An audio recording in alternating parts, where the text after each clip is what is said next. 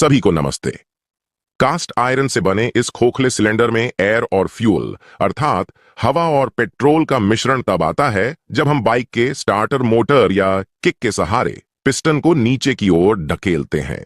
Piston के नीचे जाते ही इनलेट मैनिफोल्ड में सक्शन अर्थात नेगेटिव प्रेशर बनता है, जिससे हवा वातावरण से एयर फिल्टर से होते हुए इनलेट मैनिफोल्ड के माध्यम से सिलेंडर के अंदर आ जाता है। कार्बोरेटर की स्थिति में पेट्रोल के कण वाष्पित होकर इस खोखले पाइप में ही हवा के साथ मिल जाते हैं और पेट्रोल इंजेक्शन की स्थिति में पेट्रोल को इंजेक्टर के माध्यम से इनलेट पोर्ट के ठीक पहले इंजेक्ट कर दिया जाता है। खैर, अब दूसरे स्ट्रोक में पिस्टन ऊपर की ओर आता है। पिस्टन के सबसे ऊपरी बिंदु और सबसे निचले बिंदु तक पहुंच पाने के बीच की दूरी को स्ट्रोक कहते हैं। हवा को दबाने पर गर्म होता है, तो यहां भी कंप्रेशन अर्थात दबाव की वजह से एयर फ्यूल मिश्रण का तापमान बढ़ जाता है।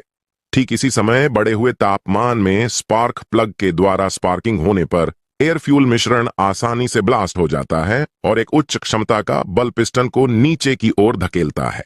इसे वर्किंग स्ट्रोक, पावर स्ट्रोक या एक्सपेंशन स्ट्रोक कहते हैं, क्योंकि कंप्रेस्ड हवा में आग लगने की वजह से यह एक्सपैंड होता है अर्थात फैलता है।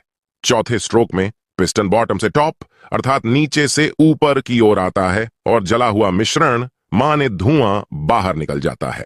इसे एग्जॉस्ट स्ट्रोक कहते हैं।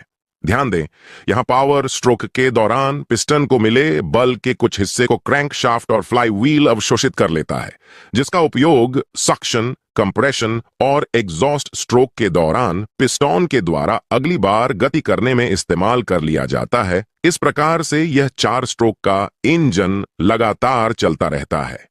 अब सबसे महत्वपूर्ण सवाल, कितना हवा सिलेंडर के अंदर आया, कितना फ्यूल इंजेक्टर ने इंजेक्ट किया? बाहर निकले धुएं को जानना हमारे लिए और सेंसर्स के लिए